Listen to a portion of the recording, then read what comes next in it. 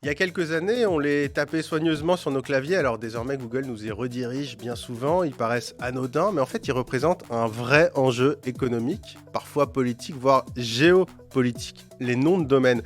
Mais au fond, c'est quoi un nom de domaine? Comment ça marche? Qui s'en occupe vraiment?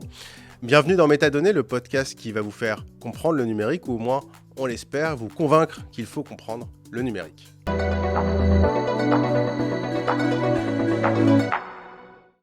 Bonjour Pierre Bonis. Bonjour. Merci d'être avec nous dans Métadonnées. Alors vous êtes directeur général de l'Association française pour le nommage Internet en coopération. C'est très très compliqué comme nom. L'AFNIC, en fait, si je résume, vous êtes monsieur nom de domaine en France. C'est vous qui gérez les noms de domaine en France. C'est nous qui gérons les noms de domaine français. Français, ok. Alors, juste, on va revenir au basique. C'est quoi un nom de domaine pour ceux qui nous écoutent et qui n'y connaissent rien?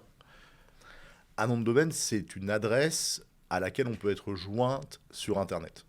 Alors, ça appartient à qui les noms de domaine en fait? Qui décide de quoi? Parce que c'est hyper flou. Qui un jour a décidé qu'on allait créer un .com, un .fr? Qui décide, je sais pas moi, on dit j'achète un nom de domaine, mais je l'achète à qui? Il y a un propriétaire qui a tous les noms de domaine sur Terre?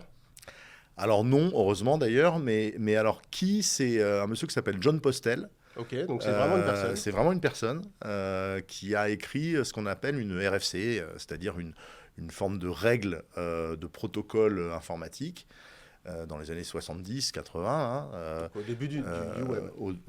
Bien avant le web, même au début d'Internet finalement. Oui.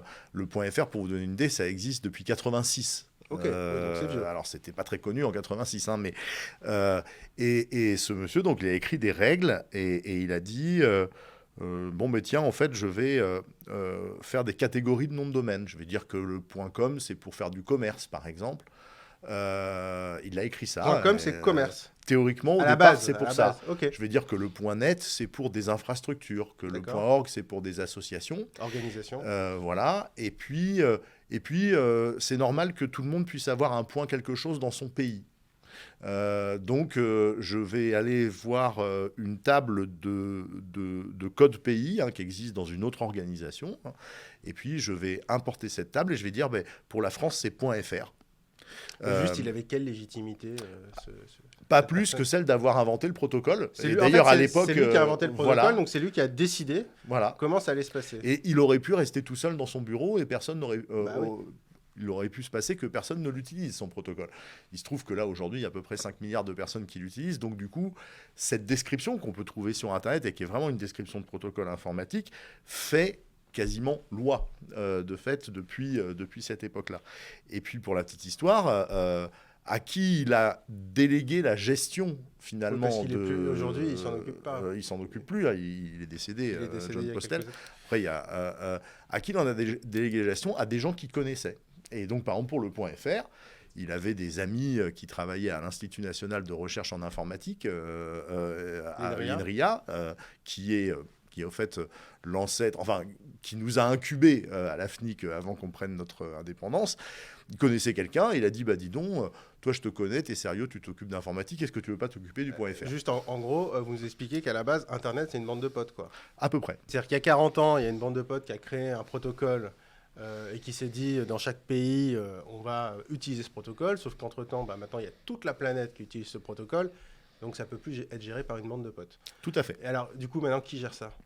Alors maintenant, ça se fait de manière décentralisée, parce qu'il ne faut pas oublier qu'Internet, c'est décentralisé. Donc, au niveau des noms de domaine, il y a ce qu'on appelle des registres, et à chaque fois que vous avez des lettres après le point, que ce soit FR, com ou shoes, s'il y en a plein maintenant, SNCF, etc., eh bien, vous avez un registre dont le métier est à la fois d'enregistrer les demandes de création de noms de domaine. Donc, c'est finalement une forme de notaire, quelque part, on va dire, et c'est ce que nous faisons à l'AFNIC. Ça, c'est vous. Ça, c'est nous. Le registre. Il y a des AFNIC dans chaque pays. Et il y a des AFNIC dans chaque pays, plus ou moins. Et puis, il y a des AFNIC qui ne sont pas liés à des pays. Et des registres ne sont pas liés à des pays, puisque précisément, les grandes extensions qu'on dit génériques, .com, net, org, etc. Elles ne sont pas liées à un pays. Donc elles sont dans un pays. En général, c'est pas difficile à trouver. Elles sont forcément aux États-Unis. Mais elles couvrent le monde entier. Et donc ce registre-là, son rôle, qui est d'ailleurs décrit dès le début par John Postel, c'est donc ce rôle de notaire, à qui ça appartient pour combien de temps.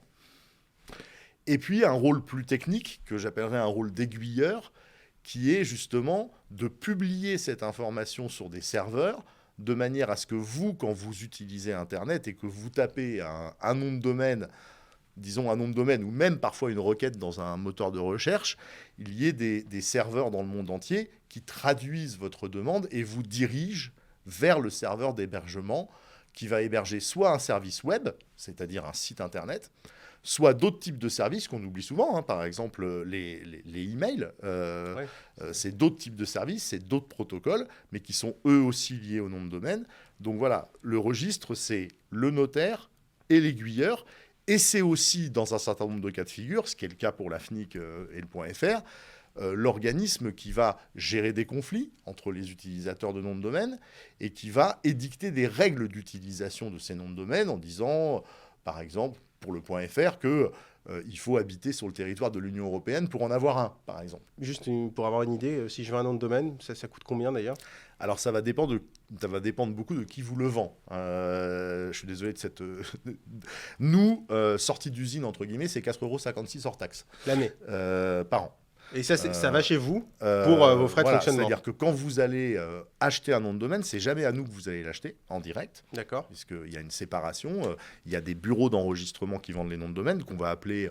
Globalement, c'est les hébergeurs que vous connaissez, qui peuvent être Orange, OVH, Gandhi, GoDaddy, enfin toute une série. Donc ça, c'est les hébergeurs. C'est eux qui vous vendent. C'est eux qui ont les serveurs sur lesquels on va mettre notre site.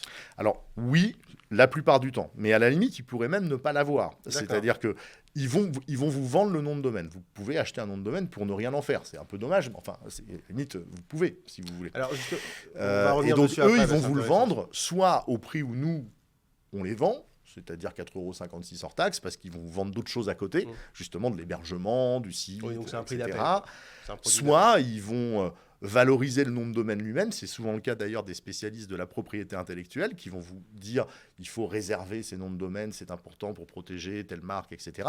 Qui vont vous les vendre plus cher, c'est les mêmes, mais qui vont vous les vendre 40 ou 50 € parce que derrière, ils vont avoir... la valeur ajoutée qu'ils vont vous apporter, c'est de la surveillance de marque, etc. Donc, ça dépend complètement des prestataires que vous prenez. Globalement, pour la FNIC, c'est 4,56 € par nom de domaine et par an. Et on est une association à but non lucratif, donc au fait, on ne verse pas de dividendes. Si on prend cet argent-là, c'est pour pouvoir réinvestir dans les infrastructures du .fr. Et le surplus, d'ailleurs, c'est reversé à une fondation qui, elle, fait des actions avec la Fondation de France d'inclusion numérique sur le territoire. D'accord. Oui, parce que la FNIC, dans la FNIC, c'est association. Oui. C'est pas une entreprise commerciale. C'est une association qui a une concession de service public, c'est-à-dire que tous les 5 à 10 ans, on est remis en concurrence par l'État. Bon, jusqu'ici, tous les 5 à 10 ans, on gagne, donc on est super content. L'État fait partie de notre association, mais il n'y a pas que l'État, il y a justement du secteur privé, des utilisateurs, des académiques, des avocats. C'est une association ouverte, vous pouvez adhérer demain si vous voulez. Et donc, ces prix de nom de domaine, ils servent au fait à financer l'infrastructure du registre. Il y a quelques années, on parlait pas mal d'un truc qui s'appelle du cybersquatting. En gros, pour faire simple, c'était je vais acheter un nom de domaine pour emmerder une entreprise. Puis ensuite, comme ça, je vais essayer de lui vendre très, très, très, très cher. Ça existe toujours, ça. Est-ce que c'est encore pratiqué ? Et aujourd'hui, est-ce qu'on peut encore... Alors, c'était surtout au début d'Internet, parce qu'on voyait venir... c'était un peu le Far West. Et puis, finalement, dans les années 90, c'est-à-dire qu'on savait qu'il y avait des grandes boîtes qui ne s'étaient pas intéressés à Internet au tout début, et puis finalement on achetait leur nom de domaine et on s'est dit un jour ils vont devoir nous l'acheter parce que c'est à nous. Ça existe encore, ça ? Alors au niveau mondial ça existe, mais beaucoup moins. Ouais.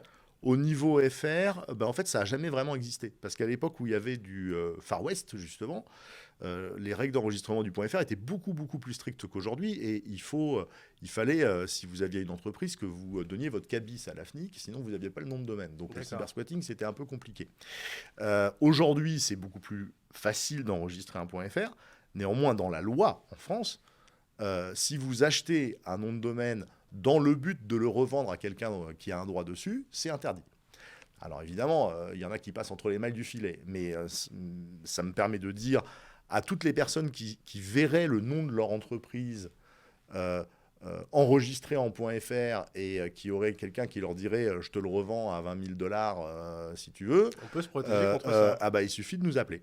Bon Et là, pour 250 €, on vous fait une procédure de résolution de litige qui dure 2 mois et vous le récupérez sans aucun problème. Enfin, je veux dire, 2 mois parce qu'il faut qu'on demande à la personne en face de se défendre. Elle peut dire, oui, mais moi, je suis désolé, j'ai aussi enregistré cette marque dans une autre classe, donc j'ai le droit, etc. Ouais. Mais si c'est du pur cybersquatting, il n'y a strictement aucun problème.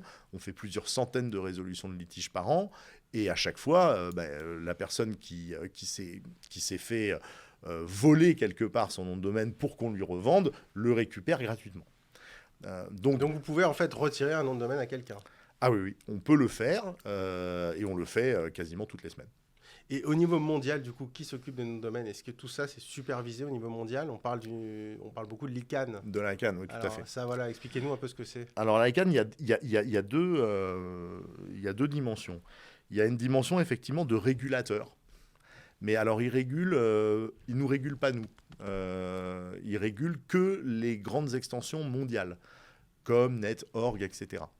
Et alors, pour ces grandes extensions mondiales, ils édictent des règles qui sont édictées comme nous, on édicte les règles du .fr, c'est-à-dire en prenant en compte l'avis de toutes les parties prenantes, etc. Et donc, ils créent des contrats qui, après, sont des contrats qui obligent ces extensions.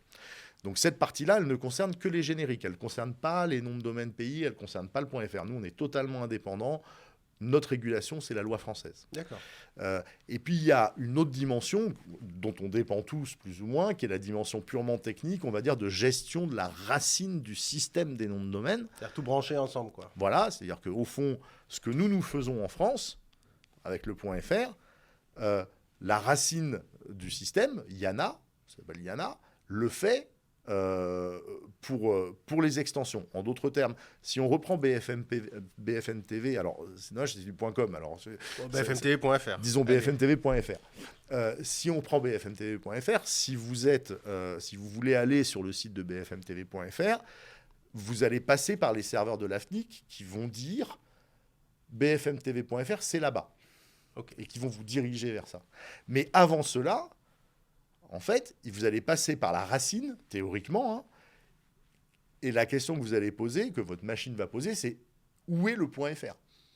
On commence d'abord. En fait, on commence par la fin. Voilà. Oui, on commence par la fin. C'est-à-dire qu'on dit d'abord chercher parmi les .fr, et puis ensuite, parmi les .fr, je veux BFM TV. Voilà. Et donc, la première question que vous posez, c'est où est le .fr? Qui c'est qui le gère? Et oui, c'est plus rapide. C'est plus simple de faire un premier donc, la racine de l'Internet va dire, c'est l'AFNIC qui le gère. Et après, vous allez interroger l'AFNIC qui va vous dire et BFM TV, c'est là-bas. Donc, vous voyez bien que la racine, c'est le même principe que le registre, sauf qu'au lieu d'avoir des noms de domaine complets dans la racine, vous avez que les extensions à droite qui disent FR, c'est l'AFNIC, DE, c'est DENIC, etc. Et donc, cette gestion-là, qui n'est pas très compliquée techniquement, hein, parce que c'est finalement un fichier. On dit juste quel registre il faut ouvrir, quoi. Voilà, c'est ça. Et où il est, ça, c'est on va dire, c'est un sous-ensemble de l'ICANN qui le gère, avec des règles de gouvernance qui sont beaucoup plus strictes, parce qu'il ne faut pas casser la racine, sinon ça va poser des problèmes.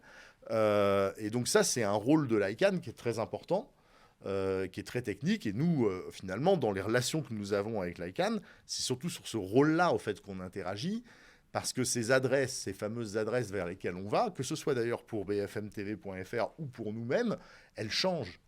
Vous changez vos serveurs, vous changez vos data centers, et donc etc. Les numéros... Et donc, il faut les mettre à jour. Oui, c'est-à-dire que le même bfmtv.fr va rediriger un jour vers un numéro, et ce numéro peut changer si on change de serveur. Bien sûr.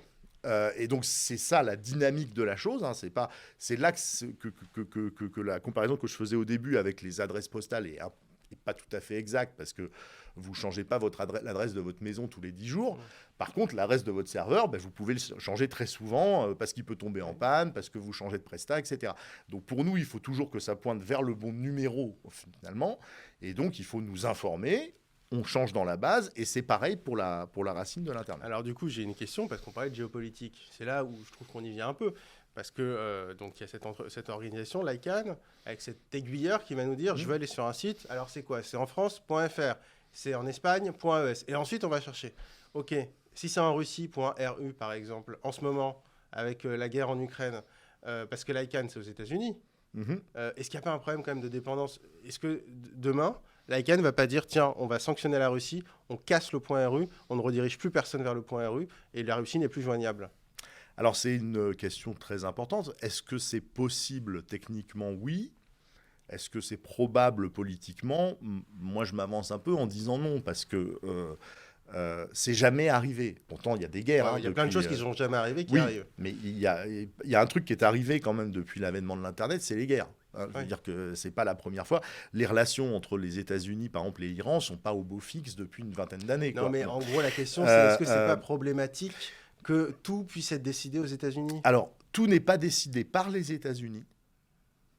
Ça, c'est une première chose. Il y a une réforme de l'ICANN. Mon prédécesseur à la tête de l'AFNIC, Mathieu Veil, avait piloté cette réforme d'ailleurs, qui a mis en place une coordination ou une supervision de la racine qui n'est plus celle qu'elle était il y a 10 ans, qui était juste une coordination ou une supervision du gouvernement américain. Maintenant, ce n'est pas le gouvernement américain qui le fait. Évidemment, la racine, elle est quelque part. Ouais, faut bien je veux dire, tant qu'on ne l'aura pas mis sur Mars, elle sera forcément sur un pays. Mais la supervision, ce n'est pas une supervision du gouvernement. C'est une supervision qui est faite avec plusieurs acteurs. D'ailleurs, même nous, AFNIC, on fait partie d'un groupe qui participe à cette supervision-là. Donc il faut qu'il y ait plusieurs types d'acteurs qui soient d'accord pour prendre ce type de décision. Et au fond, la question a été posée au PDG de l'ICANN au début de la guerre d'Ukraine, par le ministre ukrainien de l'information. Et la réponse du PDG de l'ICANN a été de dire « Notre mission est de faire fonctionner Internet. » Pas de le faire dysfonctionner. Voilà. Donc, pour le reste, adressez-vous au Conseil de sécurité, etc. Ce n'est pas un problème de morale, mais nous, si on prend une décision qui coupe l'Internet, quelque part, on est en faute professionnelle. Notre métier, c'est de le faire marcher.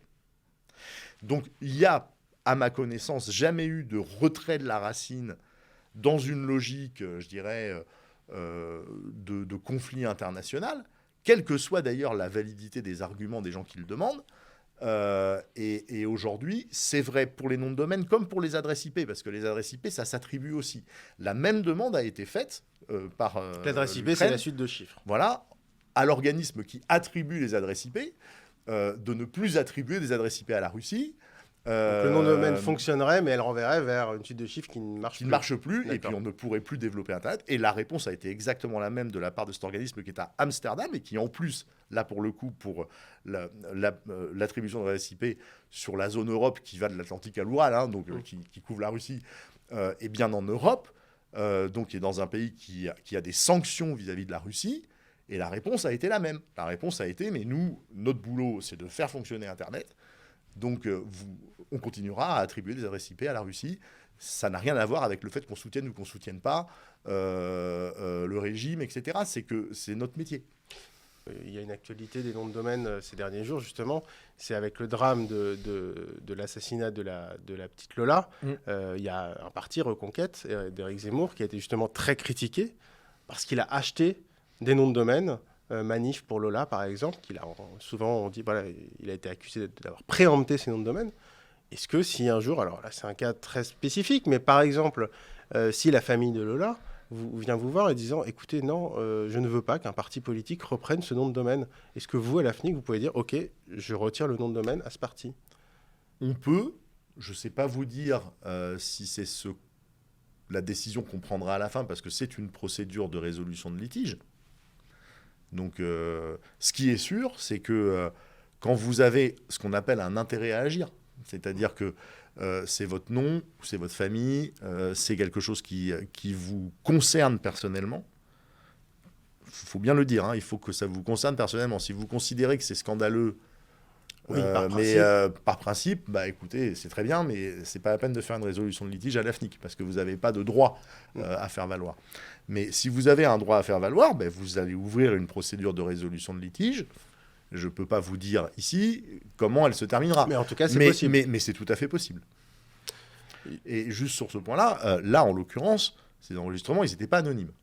Non. Non, parce qu'on a pu les voir, j'ai pu les retrouver très parce que facilement. Dans le .fr, si vous êtes une personne morale, vous n'avez pas droit à l'anonymat. Ah, c'est pour ça. Voilà. Donc un parti politique, en fait, ne peut pas enregistrer...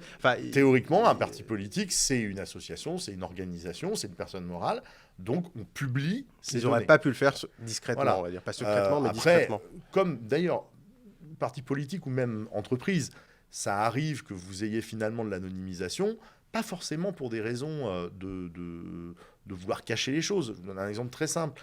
Vous êtes dans une PME, vous enregistrez le nom de domaine ou vous êtes un artisan de votre boulangerie et vous dites à votre fils, parce que vous n'y connaissez pas grand-chose, débrouille-toi, fais-le. Votre fils, il va enregistrer le nom de domaine à son nom, parce que c'est comme ça qu'il fait. Et c'est pas pour cacher, mais comme il va l'enregistrer à son nom et que c'est une personne physique, ça sera anonyme. Voilà. Il y a beaucoup d'anonymisation qui viennent de là, en fait. C'est une simple procédure. Du fait que les gens disent « Ah ben oui, mais c'est moi qui le fais, donc je mets mon nom ». Et si vous mettez votre nom et pas le nom de votre boîte, nous, on va dire c'est des données personnelles, donc c'est anonymisé. Donc c'est pas...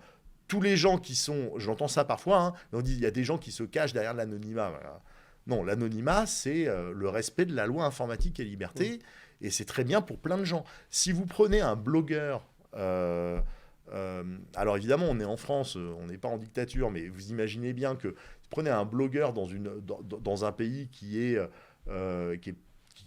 n'est pas tendre avec les opposants, qu'enregistre un nom de domaine en .com, par exemple. Bon. Si le .com commence à afficher partout son adresse, son nom, son prénom et son numéro de téléphone, il va peut-être avoir des problèmes. Donc il est très content que le .com anonymise ces données.